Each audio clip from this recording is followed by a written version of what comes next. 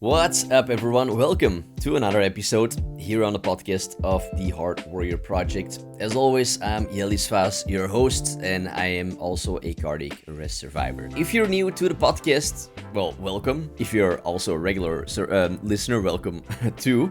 But if you are new, here on the podcast, I chat with cardiac arrest survivors. Occasionally, I also invite cardiac health experts to talk about heart health, heart disease, cardiac arrest. This episode, I'm actually talking to a fellow survivor, Axel Verstael, who is also a fellow Belgian, as I'm from Belgium. Here in this episode, we're taking an in-depth dive into how Axel's journey has been of surviving a cardiac arrest, receiving quite a lot of shocks, which you will hear Axel talk about more in the conversation.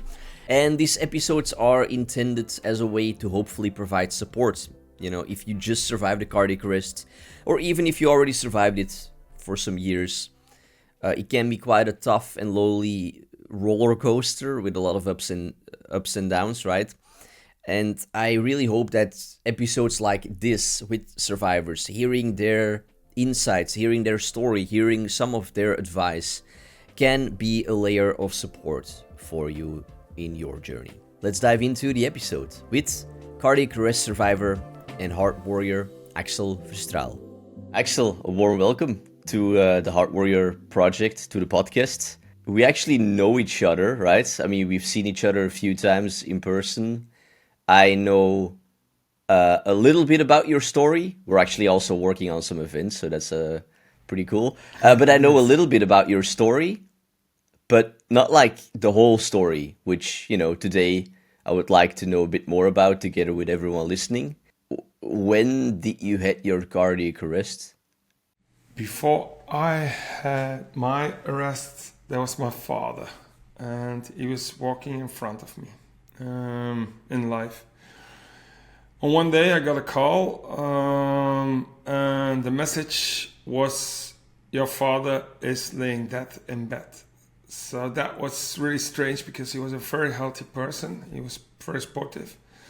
He was 59 at that moment, and it was in the middle of the summer, and that was a call at 7 o'clock in the morning. So I went home, and indeed he was laying dead in bed in front of me. And that was strange because no one could imagine that a person like him would be dead on that age. So How old was he? 59. Our GP said, you can't do anything about this. It is, and now I'm gonna pronounce a Flemish word. It is hartaderbreuk. You even can't translate it because it doesn't exist actually. But okay, I mean, we say it here in Flemish. A lot of people died on hartaderbreuk, but actually it's just saying like, we don't know, but it's okay, and go on with your life, and sorry for him. That's actually what they say. And I was thinking, that's a bit strange word. So I couldn't imagine anything with this word. So I thought I go to the hospital because I'm his son. And maybe I need to check my heart as well. So I was thinking this. But thinking and doing, that's a little bit different, And 1.5 years later, or 2 years later, I think, or almost 3 years later, yeah. 2.5 years later, 3 years later, my son was born together with his sister, the twin. And my son has a little rumor, or how do you say that? No, not rumor, a ras. How do you say that in English? Like some noise? Noise, yeah, a little noise on his heart. Not that dangerous or something, but we needed to go to the hospital. So we went to the hospital in Antwerp, and I told the cardiologist, I said, yes, this is my son, and he's behind me, and I got my father in front of me, and I'm in the middle of these two. Yeah.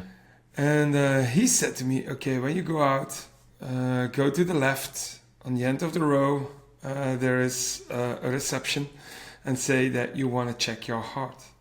And he said, yeah, do it now, because otherwise you don't do it. And I did. And a long story short, they figured out in the first ECG that I have Brugada Syndrome, and it was really Brugada Syndrome. So they gave me an ICD for prevention, and I thought on that age I was 35. It was in 2008, I was 35, and I was thinking, okay, my father on the age of 59, there's a long way in front of me. But it wasn't, because 1.5 years later, I was on my way to work, and lucky as a passenger in a taxi. And on 5 o'clock in the morning on the highway, there I got my first episode. And my heart starts fibrillating. Yep. It was just 3 seconds, and the world turned out black. And then 10 seconds later, I came back and I realized this was one. And then it is literally how do you say that? It is really shocking, but to realize that on my age of 36. I was normally by nature dead. Yeah. On my way to work, I was working for the Nike company. Yeah, working on 5 o'clock in the morning. Yeah. You're gonna rethink your life because, what happens? And what's life all about when you're dying on 36? So on that day, I was a little bit, not shivering, but I realized, oh fuck, I'm a lucky one, and I called up my wife, and she picked me up in the morning, and we went to my mother, and I needed to say to my mother that not only her husband, the lover of her life, went away, but even her son was normally dying on the age of 36. But lucky me, I got my ICD, and it's like. I'm always saying it's like a skydiver, and he's got his parachute or she's got a parachute, and you know that you with an ICD you will come back, so don't worry. But that was the first time, and when you ask me when did you realize, so it's in 2 steps actually. First step was my father, and the ECG. In every ECG you can see the typical part of Brugada. And that's good for me. And then the first one was in 2010. On the 25th of January on 5 o'clock in the morning in 2010. That's too early to get a shock. It is. Oh my God. And just for everyone listening to also clearly know, what is Brugada syndrome? What like, how does it look? What is it exactly? When you look to the ECG, you can see in the V2 that you have, they say it like a horse saddle. I don't know how to translate it exactly, but you can see that typically... It's like a gap. Yeah, it is. It's normally it goes like this, but for us it goes like this. Normally you can see it just on one of the 6 ECGs. So that's difficult because you can take an ECG and another one, and another one, and you don't see it. Or when you have fever, then you can see it. Fever is dangerous for us. Or when you use hashmaline. And hashmaline is normally something that they put it in your body when you make an arrhythmia, but to clear the arrhythmia. But in Brugada syndrome, it's the opposite. You bring out the Brugada, and you can clearly see it on the screen. And so I tested positive on every part of it. And in 2008, they needed to, how do they call it? It's a catheter. Catheter. Yeah, they used the catheter, and they went to my heart, and there they just played with my heart a little bit. And on that moment, that was the first moment laying in the hospital. on the catheter. That was the first time that my heart starts fibrillating. So that was my first experience that everything went black. So when it happens to me on my way to work on 5 o'clock in the morning, I realized this is copy paste from what happens in the hospital. So in the hospital, they needed already. Years they before needed already. the shock. Before the shock. 2 years, 1.5 years before, and they shocked me in the hospital already once. Oh, what? But that was in the environment of the hospital. I mean, everybody was around me. It could happen. I mean, that was the test. So wait, you got the diagnosis of Brugada? And Brugada is named to the 3 Brugada brothers. You have Pedro Brugada. He is a very charming man and is living here in Belgium. And then you have Pedro and Ramon. Ramon is the youngest one. He lives in LA, I think. He lives in LA. I mean, I met them, all 3 of them. And then you have the middle one. It's Joseph Brugada. And he is working in Spain. Actually, they are from originally from Barcelona. Very nice guys. And it was Pedro Brugada who figured it out. I think in the late 80s or beginning 90s. He was in that period. I thought in a hospital in Maastricht, and he figured it out. And it was a guy from Poland, I think, a young guy. And he said, "Hey, but what's this one? What's this? This is special. I've never seen this before." And they dived into it. And lucky me that I was in 2008, because when I would go to the hospital late 90s, they didn't knew it before. I mean, it was the Brugada brothers spread the news in the beginning of 2000. So, and it was good that I was in a university hospital that they had already the knowledge. Because my sister went to a local hospital and they said, "No, you don't have anything." Afterwards, we went to Pedro Brugada and he said, "Oh, but what kind of test did they over there? I mean, it's not tests for Brugada." So now I'm talking about 2008. Nowadays, in 2024, 25, now it's common, I think, but not in those days. Getting the diagnosis, do you remember how that was? Because that's actually also quite heavy, possibly heavy to receive. You know what? I don't have that many talents, but I have one talent, and that is when I got this kind of message, I realize in the first sentence, before he say anything, because he can see it on the face that there is something that he needs to tell. And I thought about myself, okay, bingo. So that's gonna be my life. Okay, that's good. Okay, and my life, I mean, I don't, for example, I don't drive for the car anymore. So when you don't drive for the car, you don't have that kind of social life anymore, or not so free. And I thought, okay, everybody has something, you know, and this one is mine. So it's good that it's clear like this, and I will handle it. Don't worry. And so it gives me actually at the end more joy than before. So for me it was okay to got this message. So the only thing I thought was, okay, what can I do in between the thin lines that I have? And actually in the beginning there was actually nothing, because okay, I couldn't drive for the car anymore for half a year in the beginning. And when I got the message, I thought, okay, it's gonna happen on the age of 59. I have my ICD on the age of 35. So on that time, in that period, I couldn't drive for the car for half a year by law.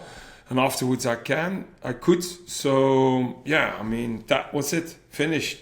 I mean, that was okay. I could handle that idea. Afterwards, after my first shock, and then 4 months later, I got my second one. My wife needed to resuscitate me in the restaurant with an ambulance on its way and go on. So that was another story. And then 2 months later, I got it again on 5 o'clock in the morning, almost on the same place on the highway. Again, driving in a taxi to my work. No way. And then when you got this 3 times on a half a year, you realize, okay, now my life is changing, actually. In which other ways do you feel getting the diagnosis, receiving the shocks, that your life changed? I received now 8 times a shock. So 8 times. 8 times in actually I have an average of every 1 year and 8 months.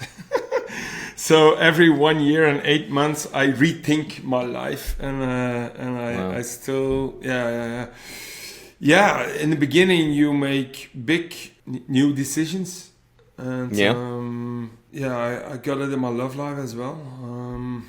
Also in my work. For example, as the last 7 years, I worked on my own. I got my own startup and go on. And I did it because I want to, on the one hand, I want to live quite near my heart, but also I want to spend a lot of time with my children as well. So when you work on your own, you're your own boss.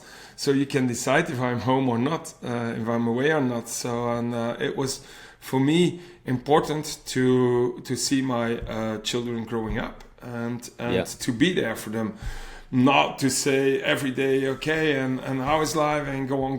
No, I'm just a figure that's really in their life when they stand up in the morning and they go to school, and I figured that there is an evening so I can cook for them and being there for them, and I could see them growing up. They're now 17, so I think on that part I did my job, so I can go for other things in my life now, and I do so. And on the other thing, in the beginning, the first shocks, I stood in the first time in the evening. I was in the supermarket, and I was seeing in front of me a row of people. And I was thinking, first thing that I was thinking was, life goes on for everybody. If I'm here or not, I mean, that's no different.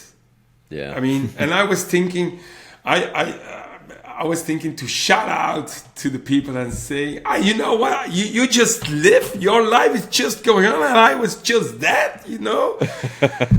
How can it possible that your life just goes on? I mean, that was the first thing. The second thing was, I saw the people in a row, and I was thinking, everybody is living in, how do you say this in English?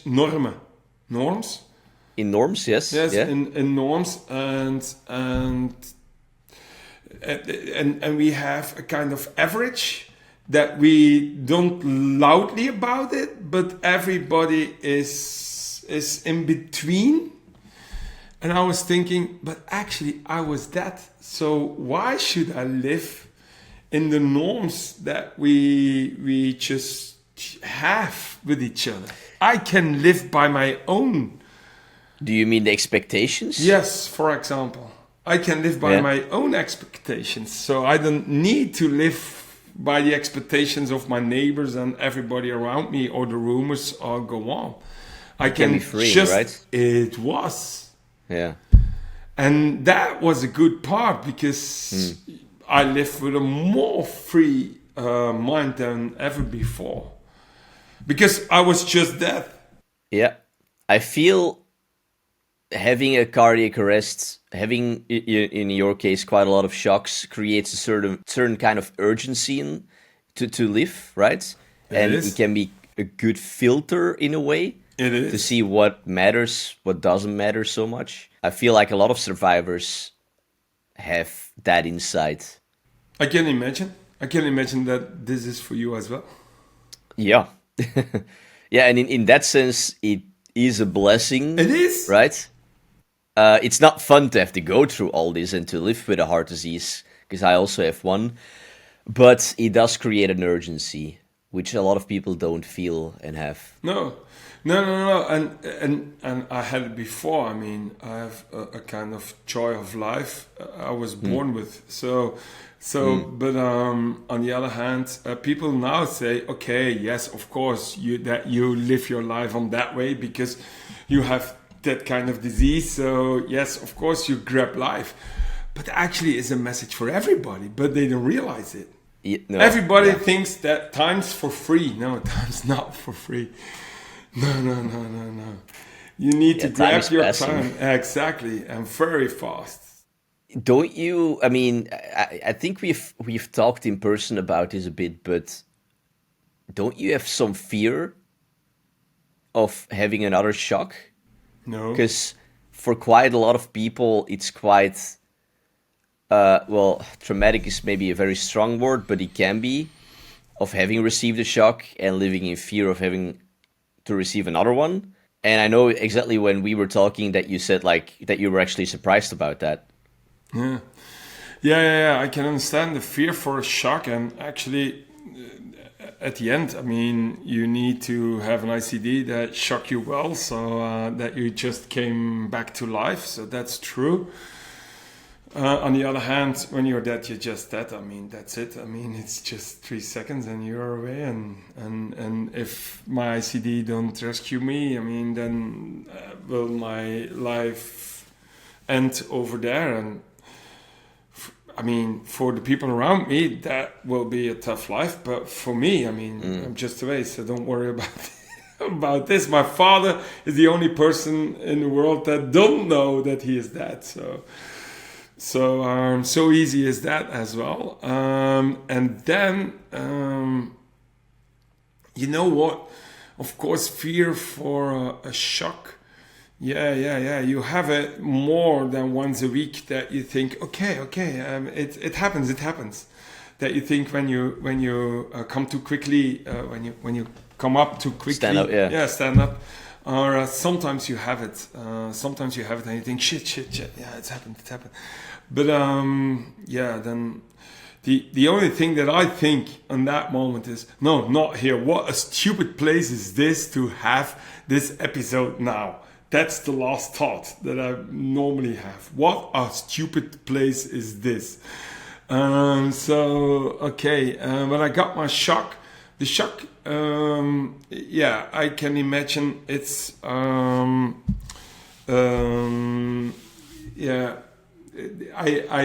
once I had a dream, and I had a dream, and it was like I was on the highway. It was a long time ago. I had my dream in 2010, I think. And I was driving on the highway, doesn't surprise, on the place that I got my second shock. And and in front of us there were vans. And in the vans there came out guys, and they just shoot on everything. And it's like the Bataclan in Paris. But it was the dream was before the Bataclan. It was like the Bende van Navel we have here in Belgium during the 80s. I'm a child of the 70s, 80s, so that's in my mind. And they shoot on everything that moves. So, and I was sitting behind the wheel of the car, and I was just jumping out of the car and could run away, and that was the end of my dream.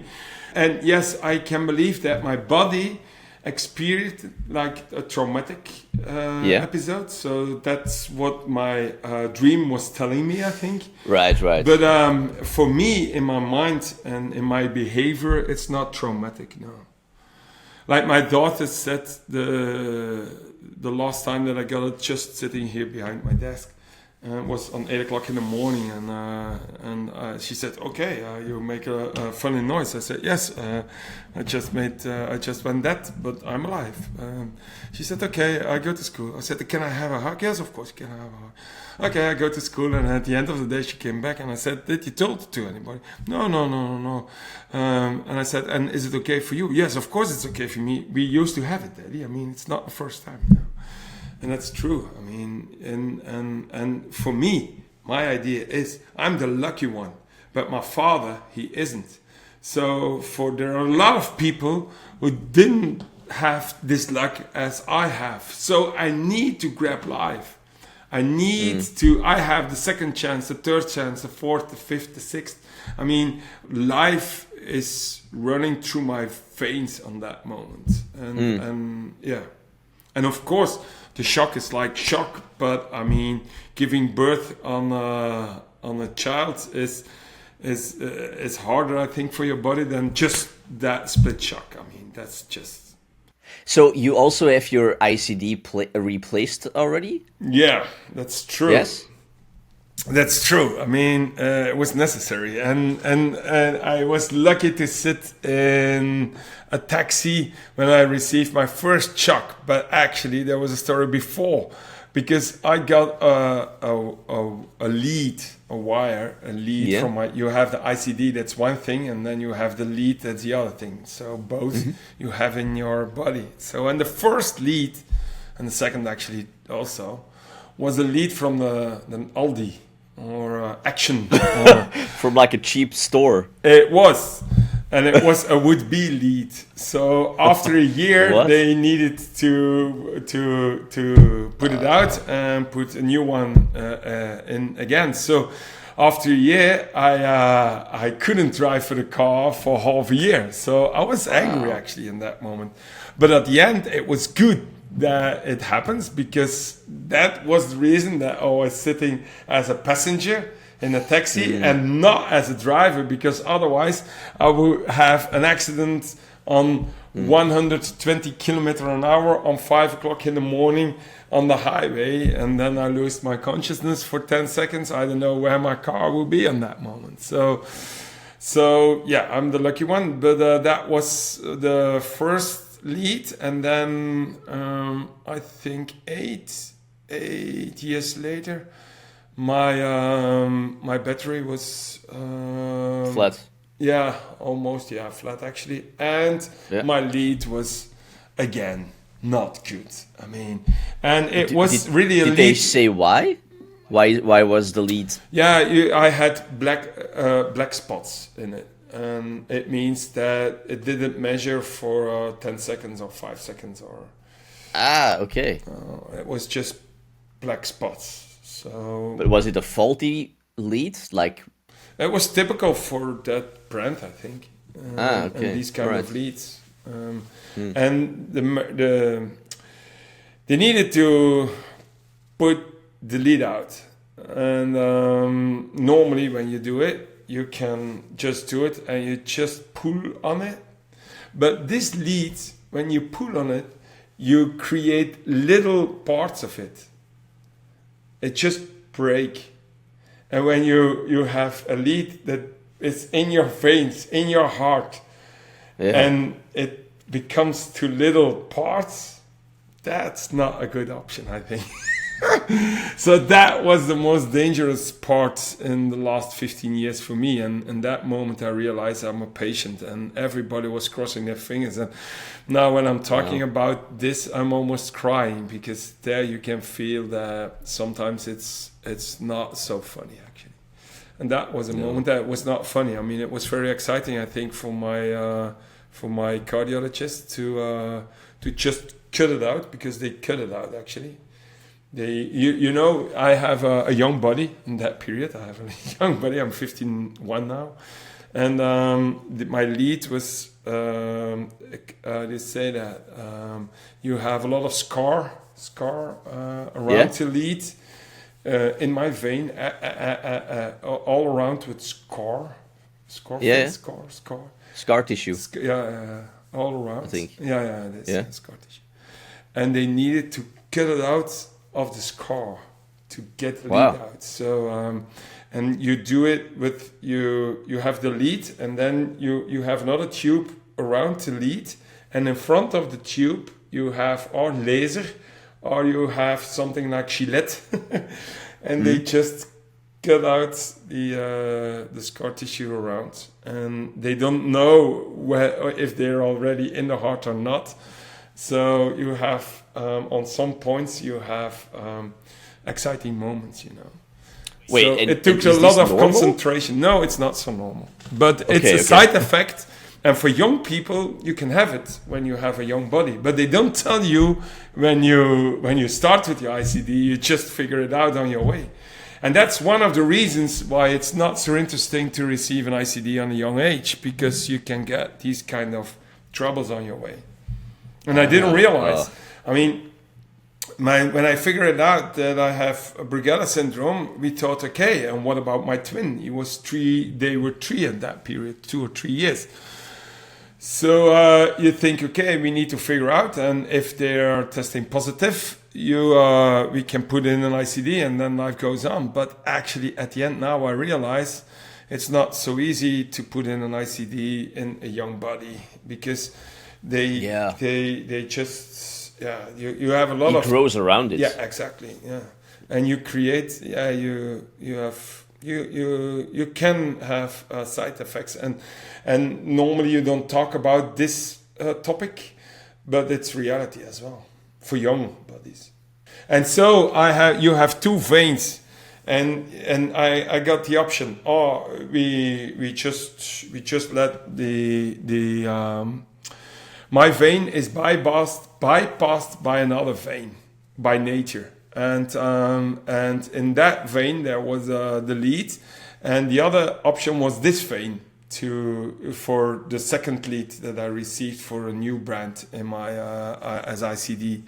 And but when you have in this vein, and you from have the right side, on the right side, and you have a lead in it, and the scar face of this scar, is it no? Scar tissue. Scar tissue, yes. The scar tissue is around your lead as well, because I still have a young body. And then maybe on my age of 55, I have cancer, and you need the vein to put in the medicine, or to put in I don't know what in your vein. You don't have veins anymore to put in. So and if you need to replace on the age of 68 another lead, for example. Yeah, then you already have two parts that you can't use anymore. So, and then you need to have an exciting moment on the age of 68, and that's more hard, I think, than on a younger age. So I decided, okay, cut it out and clean it all up, and we start all over again. And that was on the age of 45, I think, 45, 46. Yeah. Wait, so that's when the leads were replaced, but the ICD not yet. No, the ICD also everything. Everything. Yes, it was good. I mean, and my ICD is over there now. Yeah. It's like a trophy in a way. Yeah, it is. I mean, he bring me to life for 4 times. So, So it's just over there. I'm sorry, otherwise I could let them see. Well, you can take it if you want. Okay, yeah, of course. So this is my ICD that look rescued my life for 4 times, and this is my father. This is my father, and my ICD is just in front of my father. Welcome in my living room.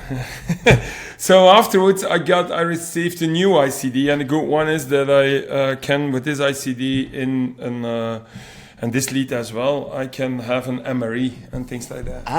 And that's good, because I have a second part on my story to tell. Go on, yeah. The second part is you need to check the interview with Professor Bart Louis and Professor Johan Sane, because they figured out after 5 years that I got my ICD, they asked me, okay, Axel, can we have your blood to check the genes? And they checked, and they figured out on my genes that I don't have one, but I have 2 anomalies. And the one is for Brugada Syndrome, and the other one is actually for ARVC. And they said to me, okay, that's interesting. Can we check your mother as well? And my mother said, everything for the family and for science. So yes, check me. That's okay for me. And they found out that Brugada Syndrome didn't came from my father, but from my mother. And she has Brugada Syndrome. Yeah, right. And on that moment, 5 years later, I needed to go to the other family to say, okay, we have a sniper in the family, but we don't know who's in the focus.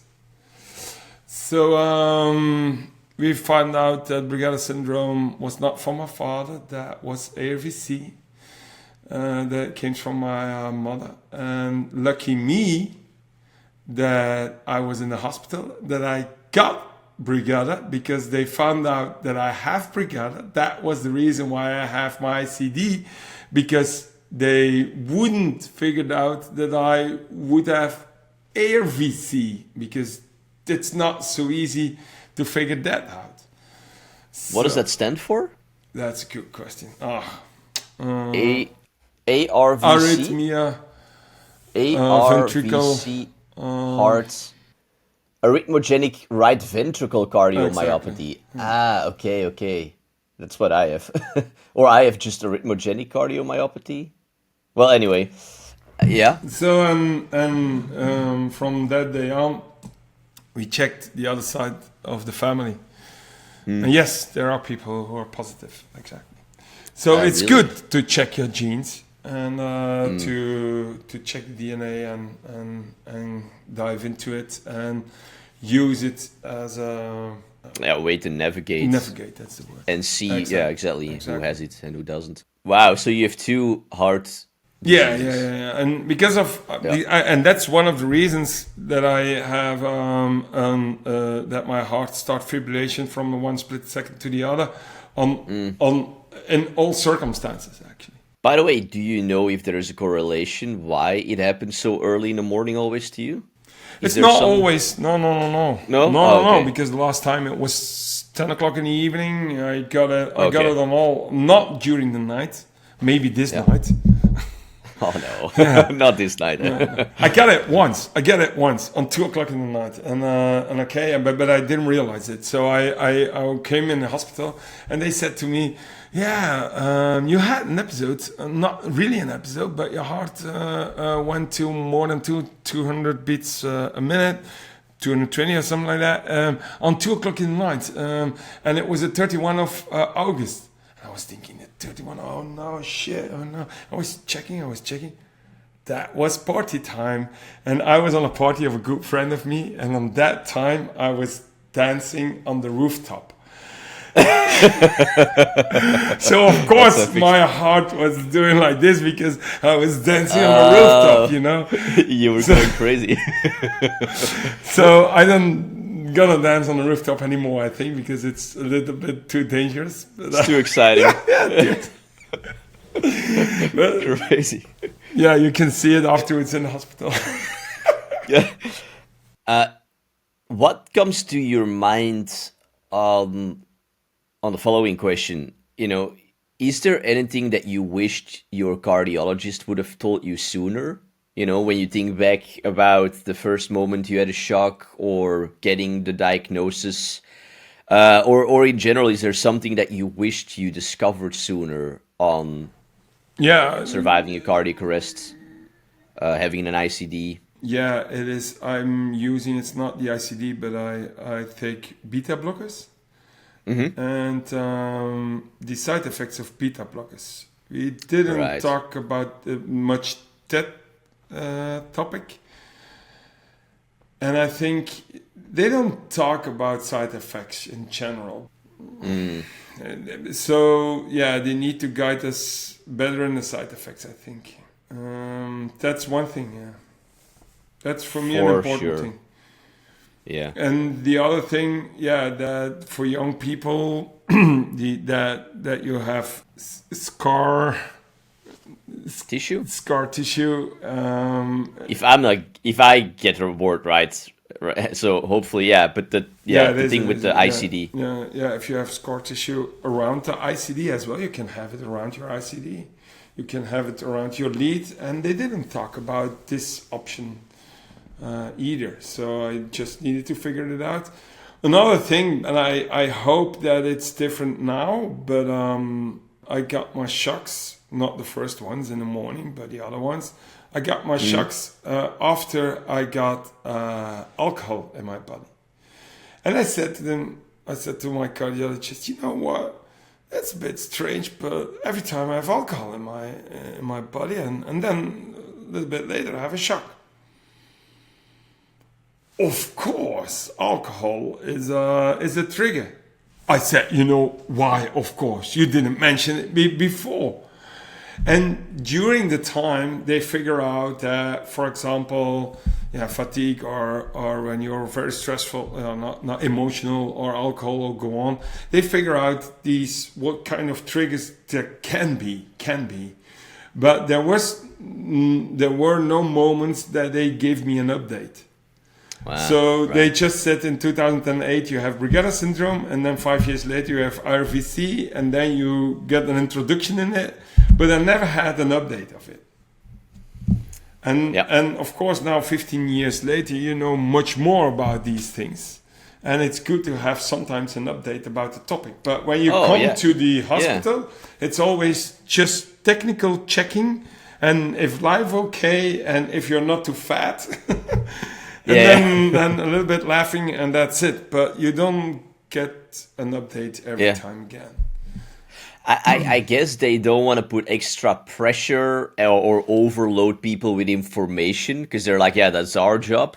But at the same time, I also think many people who have a heart disease, who survive the cardiac arrest, who have an ICD, are very interested, of course, to know more about it, because they're living with it. So I do think you're right that cardiologists don't realize that, or doctors in general. Getting an update would be I'm gonna give awesome, you another actually. example. For example, fever. That's a trigger for Brugada syndrome, and I may not go to the sauna anymore. So I don't do it because of the high temperature and go on. So then there is the summer, and it's the first summer here in this neighbor on 36 degrees, 37 degrees, 38 degrees outside because it's that hot. I don't drive the car anymore, so I need my bike and go by train. So I need to go out, not in a car, but just in the sun. So I thought by myself, I can't go out because it's too hot for a person like me to go out. It's not good to do that. So during the first summer that the temperature increased on that high, I was sitting mostly in my house, just waiting to decrease the temperature in the evening. So when I went to the hospital in September or October, the cardiologist said, "Is everything okay?" I said, "Yeah, everything okay." But the summertime, that was a tough period. He said, "Why?" I said, "Yeah, because of the temperature." He said, "No, don't worry about it. It is in the sauna. There is another kind of system in your body by getting your temperature on lower. Then when you go outside, you can still sweaty, and it's a natural way to handle with that temperature. And in that moment, everything will be fine and okay. And there is no problem with that." I was thinking to myself, why couldn't you send an email to all the Brugada patients to say to them, don't worry about the heat outside because that's okay for you. The next summer, I was doing everything outside by temperature 36, 38 outside. Yeah. I mean, that was a huge difference. And it's a kind of empathy that you need to have to support your patients, I think, or a dialogue, constantly dialogue with each other. Yeah. What we have now, for example. And that when we raise up questions, that we can share it with each other. And the more you know about, the less you feel yourself as a patient, actually. Yes. Because I guess you feel like a patient when you feel you're out of control of the situation and that it's up to the specialists, the doctors, to take care of you and that you can take care of yourself. Exactly. So more knowledge is more power in this case, I think, How could we do that? Or how could they do that to bring out that information more easily? That's also, that's a whole topic, right? But that's a very good question because I just started my PhD about this topic. So I'm going to figure it out and let's talk again in 4 years and I will tell you. I gladly hocus would love pocus, to do that. I will tell you. There is no hocus pocus, I'm afraid. I mean, it's just the sum of topics that we need to change or develop. Putting some new systems in place Yeah, I mean, changing a few other ones. when we dive in that one, I mean, you have the digital twin, for example, and that's gonna help us. I mean, the digital twin, it's a twin of you, but digital, and you put in every information we have of you in it by genetics or by just measuring with wearables now, or just what they figured out when you were a child or now, or what medication you took and what kind of environment you live, what you're sleeping, how you sleep or exercising, or go on. Everything is in the digital twin. And there you can see, okay, what happens if you increase, for example, your temperature, or what happens when you with your body, or what happens with your body when you're gonna take that medicine. Is it helpful or is it not helpful for you, and on which way, and what are the side effects you can... Wait, that's a concept, or that's something that is actually being worked on? There is actually being worked on. It's just in front of us. Really? Yeah. So when my topic is personalized care or patient engagement, these topics are in front of us. I'm very glad that someone like you is actually doing a PhD on that topic.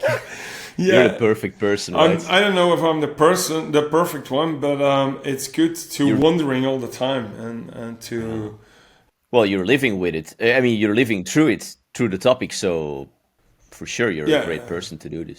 Yeah. And you can't imagine when you don't have these kind of experiences, or when you didn't face that in front of you, you can't imagine.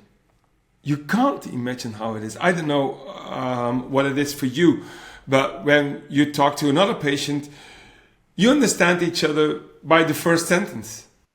Yeah. And then you have someone empathic in front of you, and it's so good, but they don't, at the end, they don't really understand you, what you mean. A last question, Axel.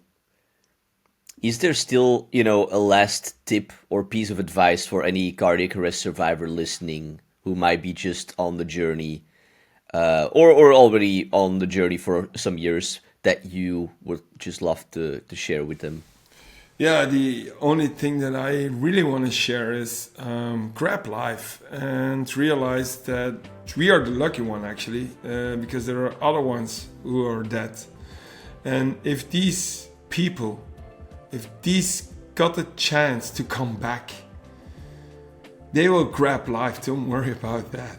And we are these kind of people, actually.